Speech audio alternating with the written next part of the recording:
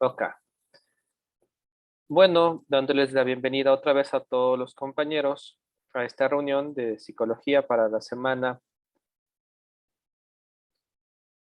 Por favor, vamos a comenzar en donde vamos a tomar en cuenta lo que siempre usamos de referencia en todas las clases, que para el trabajo regular de nosotros estamos o tenemos como puntos de entrega de trabajos tanto el aula virtual como la plataforma de la página web. Recordándoles que cada semana en la parte referente a las tareas en la plataforma del aula virtual están las fichas para que puedan ser desarrolladas de todas las semanas. Recordándoles que esta semana viene a ser la última semana casi de lo que tiene que ver el primer parcial, recordándoles que solo tenemos 2 semanas o 2 proyectos que nos faltaban para el primer parcial y necesitamos que por favor se igualen sus trabajos y sus notas. Así que hasta el día de mañana voy a revisar los trabajos de las semanas anteriores, es decir, de la semana 2, 3, 4 básicamente, sin tomar en cuenta la evaluación diagnóstica que también tienen que por favor llenarla, lo que todavía no lo han hecho.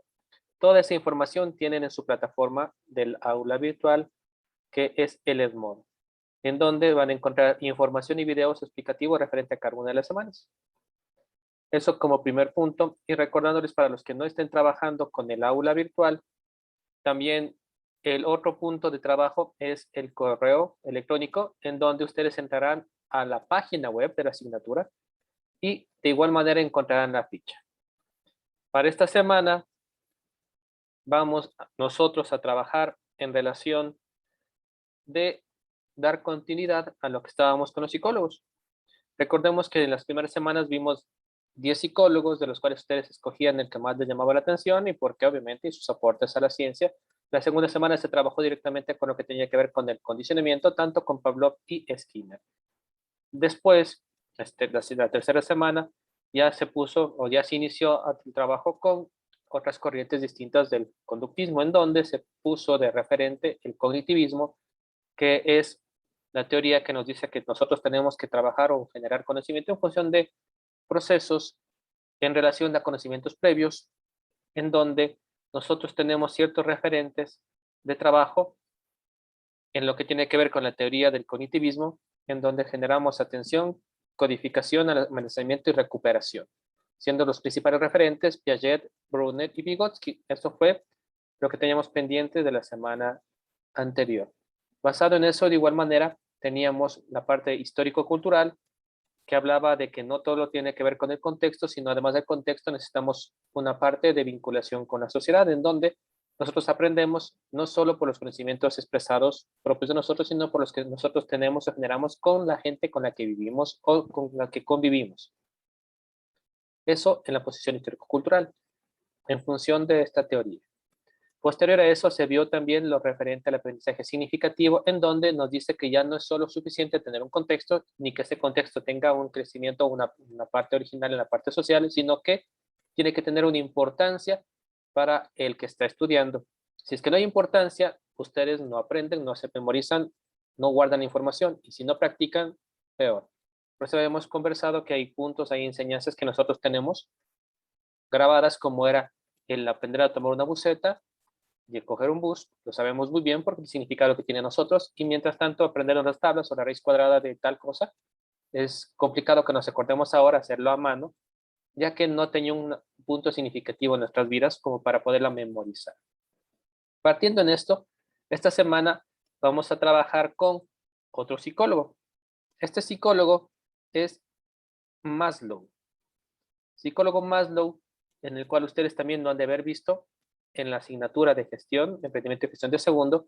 Recuerden que estas asignaturas como psicología son asignaturas interdisciplinarias en las cuales tomamos en cuenta información de otras asignaturas también, en la cual en segundo año ustedes revisaron al psicólogo Maslow, en donde se pudo evidenciar que existía una pirámide.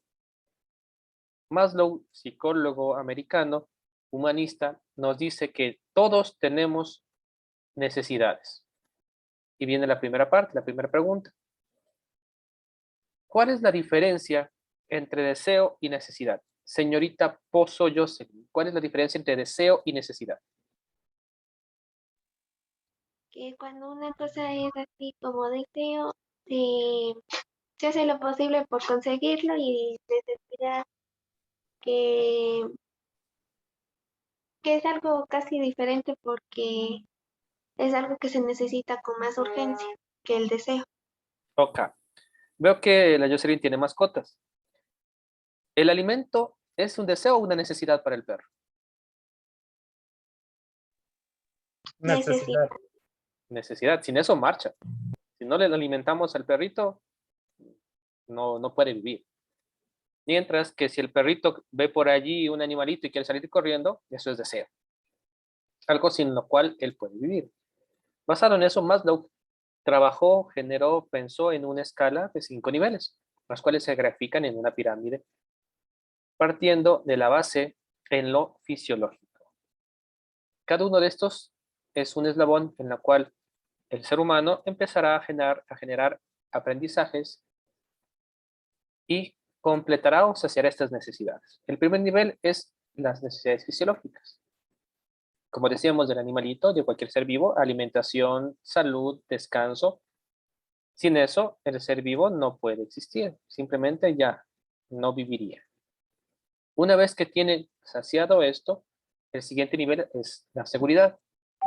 Necesitamos tener seguro nuestro alimento, ya seguro, no comer de vez en cuando, sino tener seguro esto. Nuestra protección, nuestra salud, nuestro empleo, nuestras cosas, nuestra propiedad privada tiene que estar segura. Ese es el nivel de necesidad de seguridad.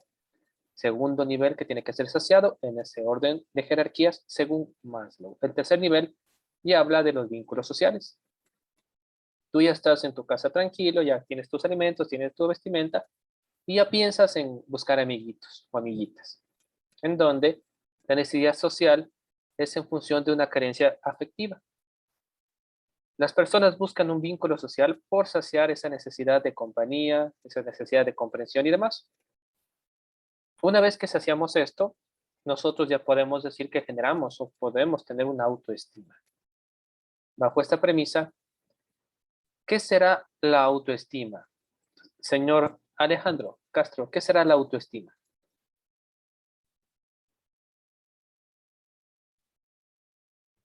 El estado de ánimo de una persona. Ok, el estado de ánimo es parte de la autoestima. Señorita Mayerly Rivera, ¿qué será la autoestima? ¿Qué cree usted?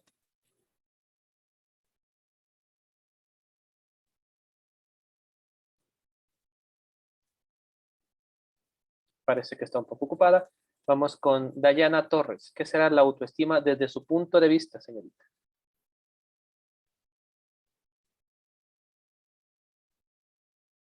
El cómo se siente una persona con sí misma. Ya, muy bien. Es la percepción que tenemos de nuestra propia identidad, de lo que nosotros somos. Veamos, señor Zambrano, ¿usted qué opina? ¿Qué será la autoestima para usted? ¿Qué es la autoestima? Justin.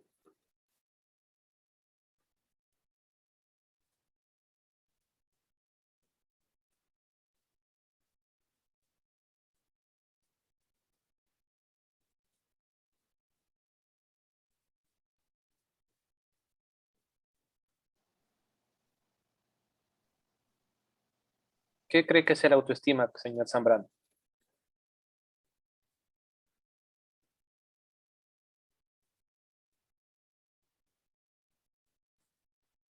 Deprimido, Ale. Acá es una forma en la que nos podemos sentir. Y así Maslow fue identificando estos estados, siendo que esta pirámide se va concretando y debe concretarse para la satisfacción del ser humano. Cada uno de estos niveles puede cumplirse o puede generarse o puede llegar a tenerse muchas veces en función del desarrollo de las personas. Y también hay que entender que desde el punto de vista de la psicología, nosotros podemos utilizar estos niveles de necesidad para poder también generar enseñanza y aprendizaje. Por ejemplo, el caso de Pavlov y el perrito, pudimos ver que él enseñó a identificar o relacionar el sonido con el hambre y la salivación. Él hacía sonar la campana, el perro sabía que había comida, se le abría el apetito y babeaba. Le condicionó. Por lo tanto, en la parte fisiológica podemos saber que puede haber un condicionamiento clásico, estímulo-respuesta. De igual manera, Skinner, en los videos que teníamos en la plataforma, podemos saber que él les enseñó a las palomas a jugar ping-pong en función de una gratificación de alimento. Ganaba la paloma el set de ping-pong y tenía comida. Por lo tanto, él sació la parte fisiológica y Tino también entendió que si es que hacía eso, se aseguraba la comida, por lo tanto tenía una seguridad. Los primeros niveles pueden ser tomados en cuenta como en los cuales podemos aplicar sistemas de enseñanza con el condicionamiento clásico y operante. De igual manera, nosotros vamos a ver que según los sistemas de mercado y según los sistemas que hoy en día tenemos, hay muchas formas en las cuales a nosotros nos inducen a las necesidades o a consumir en función de las necesidades. Primero vemos rápidamente cuáles son, otra vez, los niveles de necesidad. Vamos a ver en un video rápidamente. Por tus oídos. En 1943, Abraham Maslow pudo resolver cómo explicar las motivaciones humanas. Después de haber estudiado de una serie de personajes ejemplares, Maslow desarrolló una teoría en donde los seres humanos son motivados por una serie de necesidades fundamentales, en donde cada necesidad estaba construida en los pilares y base de su predecesora. Esta teoría fue nombrada como pirámide de jerarquía de necesidades humanas de Maslow. En la base se encuentran las necesidades fisiológicas. Estas son las necesidades del cuerpo, como comer, respirar y dormir. Ya una vez que las necesidades fundamentales no nos motivan y han sido saciadas, podemos escalar a lo siguiente que necesitamos. Esta es nuestra necesidad de seguridad, donde buscamos generar recursos, obtener refugio, reservas de alimento y dinero. Ya una vez que hemos establecido nuestra seguridad, podemos movernos a nuestra siguiente base de necesidad. Aquí es donde buscamos amor y sentido de pertenencia. Aquí buscamos amistad, un círculo social, intimidad y familia. Ya sea entre grupos o en lo individual, es importante para nosotros aceptar a los demás y ser aceptados. Después tenemos la estima, en donde buscamos ser respetados por nosotros mismos y por los demás. Definimos nuestra personalidad a través de hobbies o en nuestra profesión de forma de ser aceptados y valorados por otros. Ya que todo lo anterior ha sido saciado, buscamos una autoactualización, y esta es la fase de iluminación, una expresión, un estado de creatividad, una falta de prejuicios y conflicto moral. La autosatisfacción es alcanzar el máximo potencial. A pesar que el mismo Maslow mencionó que estas jerarquías estaban interrelacionadas entre sí, en vez de estar separadas, la pirámide de Maslow provee una visión a nuestras propias necesidades y a la de las personas a nuestro alrededor.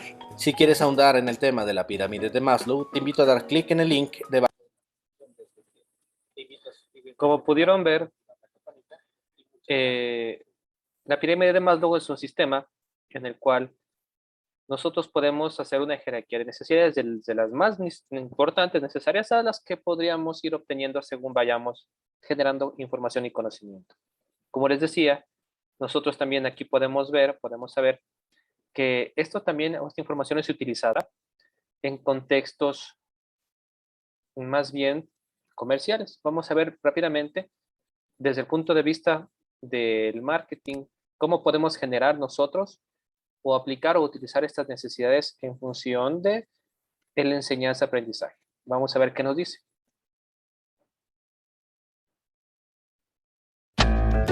Diez deliciosas verduras cuidadosamente seleccionadas, preparadas en forma única para mantener todo su sabor hasta transformarse en el nuevo caldo de verduras Knorr. Y con él, tus sopas quedan mucho más ricas. Nuevo caldo de verduras Knorr, el único con 10 verduras.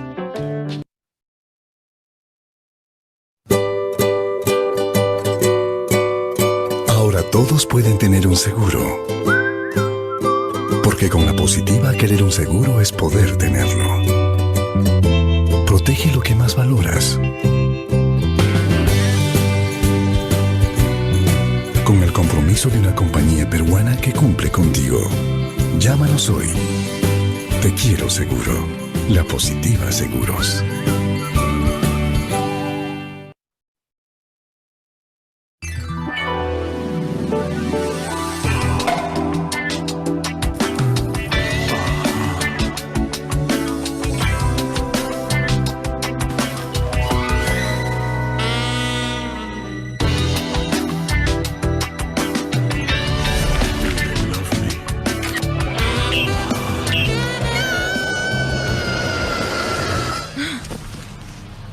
En tu sueño más salvaje tienes internet ilimitado en tu celular, pero Vitel lo hace realidad desde 3 soles.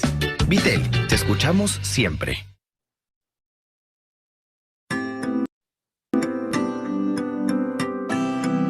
Show me a smile then. Don't be unhappy, can't remember when I last saw you laughing.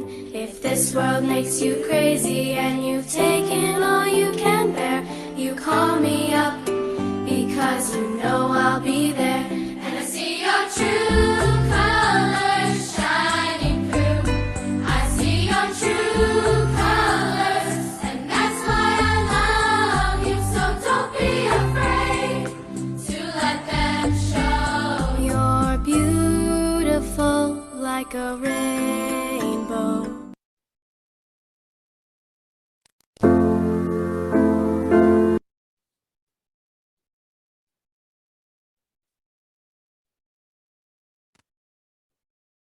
Como pudieron ver, a cada nivel de necesidades viene una forma en la cual a nosotros nos pueden mostrar o enseñar a querer algo. Si se fijaron, nosotros teníamos en este punto, en la primera parte del comercial, hablaba de los alimentos, la parte fisiológica. Y decía que los mejores alimentos tienen tales características. Con eso nos están diciendo que si es que compramos eso, vamos a tener los mejores alimentos. Condicionamiento, estímulo, respuesta. En el segundo punto ya hablábamos de la seguridad. Allí ya te hablaba de otro nivel, ya te hablaba de que si tú quieres mantener algo, tienes que asegurarlo. Si se fijaron, ahí estaba la familia, las casas, los carros, todo. Recuerden que hasta hoy día hay seguros para animales. En el mercado hay seguros para perros ya, porque el nivel de pertenencia de las mascotas en las familias se ha vuelto tan importante que hoy en día ya el mercado de seguros ha visto como rentable generar pólizas de seguro para animales. Recuerden que inclusive en el pasado se ha dado que hay gente que asegura partes del cuerpo. No todo el cuerpo, sino se asegura las partes de, digamos, que las caderas de Shakira, que las manos de no sé quién. Aseguraban en mucha plata porque eran importantes económicamente. Así que basado en eso, nosotros tenemos que entender que para cada uno de los niveles de necesidades hay una forma de enseñanza relacionada con esto. Los primeros niveles de condicionamiento, estímulo y respuesta. Si yo tengo esto, logro tal cosa. Si es que yo quiero alimentarme, tengo que buscar el mejor alimento. Si es que yo quiero asegurar mi familia, tengo que conseguir el mejor seguro. Ahí habían dos corrientes, la que habíamos dicho, el condicionamiento clásico y el condicionamiento operante, en el cual por ahí puede ser, dependiendo del caso, el de seguridad del condicionamiento operante, en el cual tenemos una respuesta un poco más pensante en relación a lo que queremos. De igual manera, si se fijaron, había las necesidades de autoestima, en la cual la marca de jabón Dove ponía sobre la mesa la idea de que todos tenemos que querernos como somos y demás, que es muy importante. Recuerden que la base de una buena salud mental es una buena identificación, porque si nosotros no nos queremos primero, ¿quién nos va a querer? Así que la base de todo es quererse ustedes primeros. Si ustedes se quieren como son, va a ser más fácil que logren proyectar eso a las demás personas como punto importante y de referente. Y finalmente, dentro de los videos, hay uno que corresponde a la última parte de la pirámide de Maslow, que tenía que ver con la autoestima en función de la autorrealización. Esta autorrealización, que ya les voy a poner en un momento más, habla o parte mucho de lo que tiene que ver con creatividad, con moralidad y demás, con puntos o con referentes que ya conllevan un poco más de racionamiento, un poco más de racionalidad, en donde, les voy a compartir este momento, la autorrealización es el punto más elevado que necesita un poco más de, digamos, compromiso y pauta para poder ser ejecutada. Por eso es que esperé un poco para proyectarles la parte aquí, donde en la autorrealización, en el video que vamos a ver, ya conlleva un poco más de la unión de todos los procesos previos. Ya no solo es estímulo-respuesta, ya no solo es lo cognitivo, que habla de tener un antecedente para poder generar algo. Recuerden que el cognitivismo hablaba de que tenemos que tener un referente donde podemos generar información, y si no tenemos un referente previo no podemos generar conocimiento. El histórico cultural hablaba de que ese referente tiene que basarse en función de la relación que tenemos con las personas con las que nosotros nos desarrollamos, con las que nosotros nos desenvolvemos. Y en este caso vamos a finalizar con la parte de la autorrealización en función del aprendizaje significativo. ¿Qué tan importante para nosotros es algo para que podamos entender y aprenderlo? En ese contexto, la siguiente parte del video va en relación justo a esa parte. ¿Qué tanto tenemos que tener o qué tanto tiene que importarnos algo para que podamos movilizarnos o generar un conocimiento o una respuesta adecuada? Veamos esta parte. Les adelanto que es un poco emotiva, así que por favor, tomémoslo como una parte de enseñanza.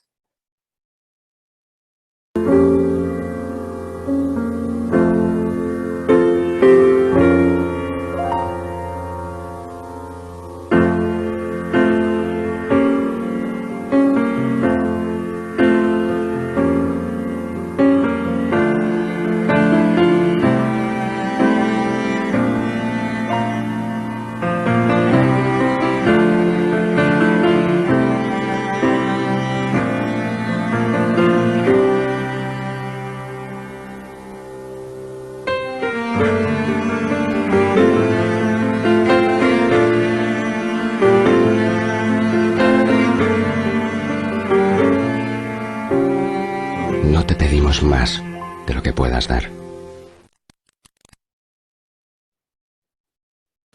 Como pudieron ver, en la parte de la autorrealización ya conlleva un pensamiento un poco más profundo, en donde para poder lograr el efecto de que tuvo en esa chiquita, tuvo que haber una concientización de lo que está pasando, es decir, entendía perfectamente, tenía el antecedente de lo que significaba lo que estaba pasando y por qué hacía eso, por qué se cortó el cabello, sabía perfectamente para qué lo hacía y tenía la parte de importancia, porque le importa, hacía eso.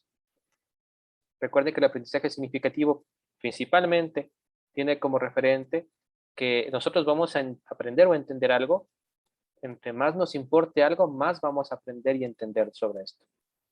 Así que, en función de este referente, podemos ver que cada una de las escalas de Maslow se relaciona con un sistema de aprendizaje, positivo y negativamente. También se dio casos lamentables, éticamente hablando, en la cual se pudo identificar en sistemas de ciencia que utilizaban esta pirámide para generar, ya sé, o en función de generar conocimiento, pero no tan adecuadamente realizado. Les voy a pasar un ejemplo de esto, en donde se aplicó no tan éticamente el conocimiento de la pirámide de Maslow, en función de tener un conocimiento científico. El conocimiento es importante, pero siempre es bueno tener la parte ética de la mano. Revisemos, les voy a poner este momento a qué me refiero, en donde en un experimento pusieron bajo esto a un niño que tuvo consecuencias no tan buenas, pero bueno, veamos lo que dice. Todos bienvenidos y pasen adelante porque hoy vamos a hablar sobre el experimento del pequeño Álvaro.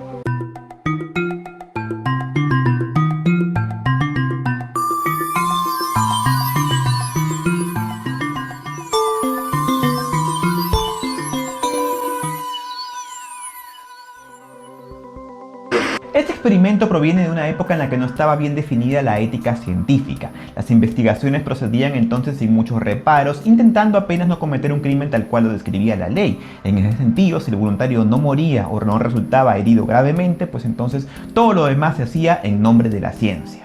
Sí, eran otros tiempos que no necesariamente eran mejores que los de hoy, porque ahora considero que quizás se deberían tomar algunos riesgos como para que la cosa avance, pero era lo que se daba en aquel entonces y creo que no tenemos que juzgarlos con nuestra visión del siglo XXI, ya que en su momento se limitaban solo a analizar el costo y el beneficio y se creía que era algo bueno, que el progreso valía el sacrificio.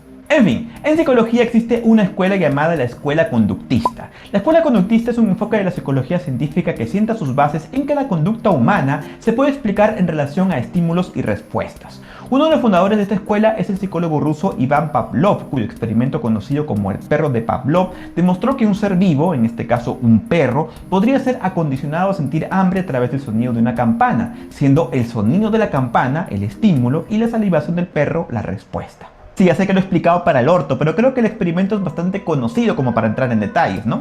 En todo caso, lo que me interesaba aquí era hablar de otro de los padres fundadores de la escuela conductista. Me refiero a John Watson. John Watson era un psicólogo estadounidense que quiso demostrar que los principios del conductismo ya no solo eran aplicables en los animales, sino también en los seres humanos. Entonces Watson dijo alguna vez: yo voy a demostrar que se puede condicionar a un humano a tenerle miedo a algo que antes no temía, así como el sonido de la campana le abría el apetito a un perro sin que la campana sea la comida. Entonces Watson se buscó a un bebé cuyo nombre clave era Albert, que por aquel entonces tenía 11 meses de edad. Este bebé ya había sido examinado y se demostró que tenía una gran estabilidad emocional y de hecho no tenía ningún miedo representativo. Sin embargo, Watson se propuso hacerle tener miedo a las ratas blancas.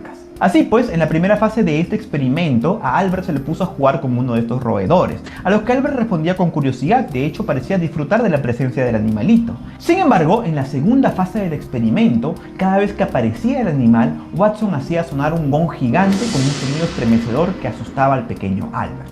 Cada vez que aparecía la rata sonaba ese sonido estruendoso y conforme fue pasando el tiempo el niño fue relacionando el ruido ensordecedor con la presencia de la rata, a tal punto que no hacía falta siquiera que suene el gong para que Albert le comience a tener miedo al animal, aun cuando tiempo atrás parecía disfrutar de su compañía.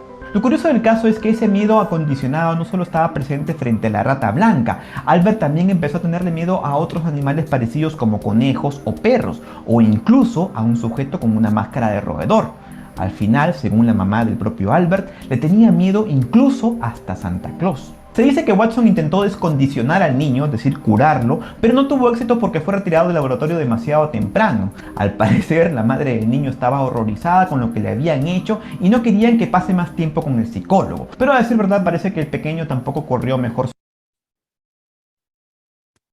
Como pudieron escuchar, lastimosamente a nivel de ciencia y psicología, tenemos ejemplos positivos de la aplicación adecuada de la ciencia y ejemplos que también pueden considerarse negativos. Recuerden que en el siglo XIX y siglo XX se hacían experimentos con personas y que, bueno, éticamente en ese momento era permitido. Hoy en día ya sabemos que hay cosas que tenemos que tener una norma, un margen que nos debe impedir hacer esas cosas, pero eso pasó y eso sucede y eso nos muestra que el condicionamiento orientado a la escala de necesidades de seguridad puede generar aprendizaje. En este caso, le enseñó a tener miedo.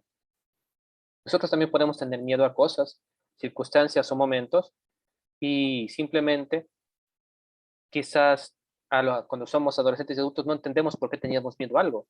Tenemos miedo a algún contexto, sentimos miedo a alguna circunstancia y no sabemos por qué.